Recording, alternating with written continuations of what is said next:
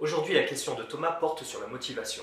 Comment faire pour garder sa motivation jour après jour? Par exemple, pour se lever tous les matins et aller au sport, ou pour terminer un livre qu'il a en chantier depuis longtemps et dont il n'arrive pas à rédiger les derniers chapitres. Thomas, cela va paraître étrange, mais je n'aime pas du tout le concept de motivation. Pour moi, c'est un concept qui est totalement flou et derrière lequel on cache des tas de moyens de forcer le corps et l'esprit à faire des choses dont aucun des deux n'a envie. Pour moi, ce n'est pas un modèle bienveillant parce qu'on finit toujours par culpabiliser de ne pas être assez motivé ou de ne pas avoir l'énergie d'aller jusqu'au bout de ses projets. Il y a des moyens beaucoup plus bienveillants envers soi d'arriver à passer à l'action. Pour moi, la motivation cache 3 éléments sur lesquels il faut reprendre la main. Petit 1, vos objectifs.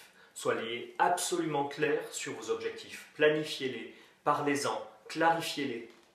Si par exemple vous voulez aller au sport tous les matins, pour faire combien de kilomètres? Pour courir combien de temps? Si vous voulez rédiger votre livre, quels sont les derniers chapitres que vous allez rédiger? Combien de pages par jour? Le deuxième élément sur lequel vous devez reprendre la main, ce sont vos émotions et votre énergie.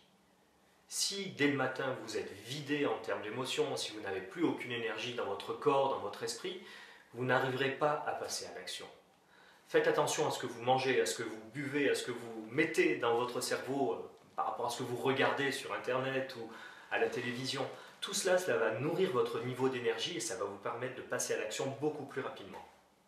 Le troisième élément, c'est votre environnement.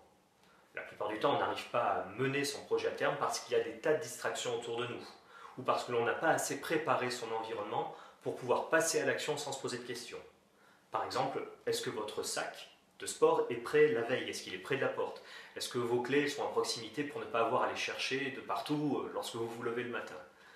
Est-ce que lorsque vous commencez à rédiger, vous avez coupé Internet ou supprimé tous les logiciels ou alors nettoyé votre bureau pour ne pas avoir à vous poser de questions?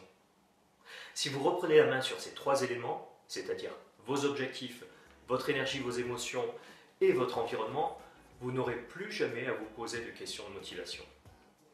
Si vous avez aimé cet épisode, vous cliquez sur j'aime et n'oubliez pas de me poser toutes vos questions sur mon site web ou directement par mail. Vous posez vos questions et le coach y répond.